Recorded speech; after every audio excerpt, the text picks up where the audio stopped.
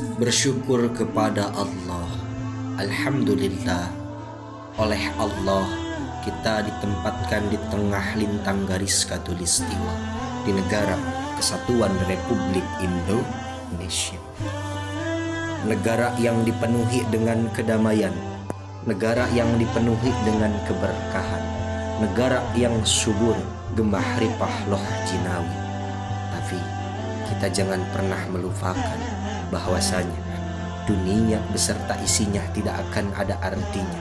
Dunia beserta isinya tidak akan Allah ciptakan jikalau Allah tidak menciptakan Kanjeng Rasulullah Shallallahu Alaihi Wasallam.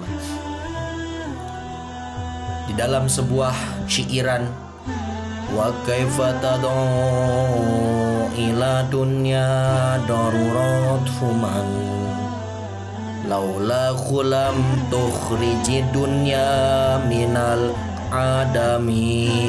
Bagaimana butuhnya Kanjeng Nabi pada dunia, kalau dia tidak ada dunia pun takkan ada.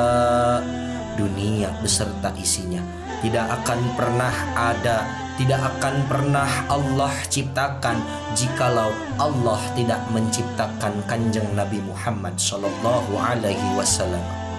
Oleh karena itu, sepatutnya lah kita bersyukur kepada Allah karena Allah telah menciptakan Kanjeng Rasulullah Sallallahu Alaihi Wasallam. Asbab wasilah Allah menciptakan Kanjeng Rasul, kita saat ini ada di dunia. Kita saat ini merasakan nikmat pemberian daripada Allah Subhanahu wa Ta'ala.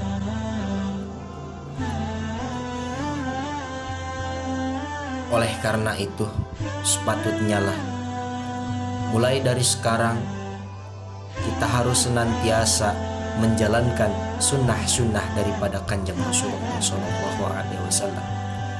Rasulullah amat luar biasa mendambakan kita, merindukan kita, mencintai kita. Ketika Kanjeng Rasul berkumpul dengan para sahabat, anna mustakun bi ikhwani, aku saat ini sedang merindukan saudara-saudaraku, kata Kanjeng Rasul.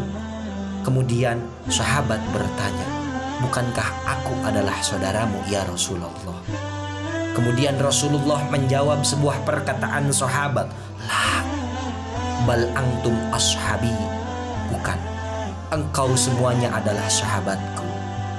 Ikhwani, saudaraku adalah mereka yang belum pernah bertemu denganku, adalah mereka yang belum pernah melihatku, adalah mereka yang belum pernah berkumpul duduk bersamaku, namun mereka beriman kepadaku. Itulah saudara-saudaraku. Saat ini aku rindu mereka. Saat ini aku mendambakan mereka. Jikalau Kanjeng Rasul merindukan kita, jikalau Kanjeng Rasul mendambakan kita, kenapa kita tidak kembali merindukan Kanjeng Rasul? Kenapa kita tidak membalas kerinduan Kanjeng Rasul? Kenapa kita tidak membalas apa yang telah Kanjeng Rasul berikan kepada kita? Masya Allah, pengorbanan Kanjeng Rasul dalam menyebarkan agama Islam, dalam mensyiarkan agama Allah, berbeda dengan kita saat ini yang ketika berdakwah, pujian senantiasa kita dapatkan ketika kita berdakwah. Namun Kanjeng Rasul ketika berdakwah bukan pujian yang diterima oleh beliau, namun yang diterima beliau ketika beliau berdakwah adalah cacian, hinaan, makian. Bahkan ketika beliau berdakwah ke negeri Thaif, wajahnya dipenuhi dengan air ludah dan kotoran unta pun menghujani daripada wajah beliau yang mulia. Gigi beliau patah, pelipis beliau berdarah. Dalam keadaan seperti itu, datang dua malaikat dan sahabat meminta kepada Kanjeng Rasul, mudyadaika ilas sama ya Rasulullah, angkat dua tanganmu kepada Allah, memintalah agar aku himpit bangsa Thaif yang tidak mempunyai adab kepadamu. Namun kalimah mulia keluar daripada lisan manusia yang paling istimewa, la, tidak, Mereka hanyalah kaum yang belum mengetahui. Aku tidak akan mendoakan perkara yang jelek untuk mereka. Aku yakin suatu saat nanti akan ada wanita, laki-laki, kecil, dewasa yang mengaku beriman kepada Allah dan beriman kepada aku. Masya Allah. Sesuatu yang patut kita contoh dan sesuatu yang patut kita terapkan ketika kita berdakwah di jalan Allah.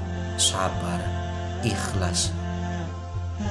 Kemudian Kanjeng Rasul berdoa kepada Allah, meminta kepada Allah, ya Allah, setelah ini Engkau akan memberangkatkanku kemana? Apakah ke tempat yang jauh daripada negeri Taif dan di sana aku akan dihina dan dimaki?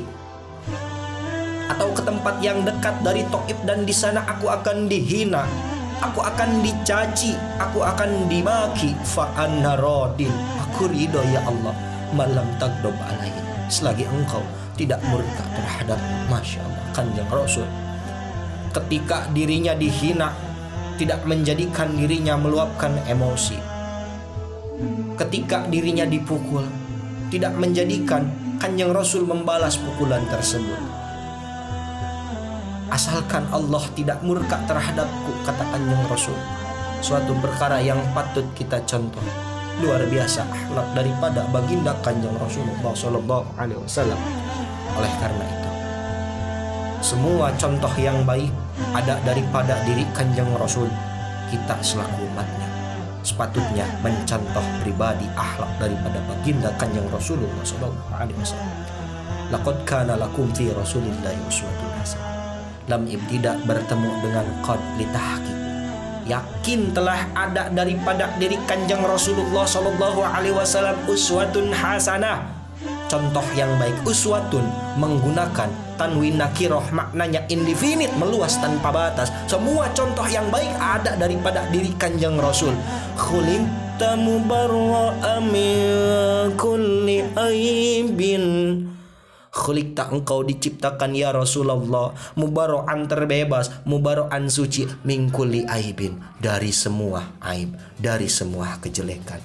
Semua kebaikan ada daripada diri Kanjeng Rasulullah sallallahu alaihi wasallam. Allahumma sholli ala sayyidina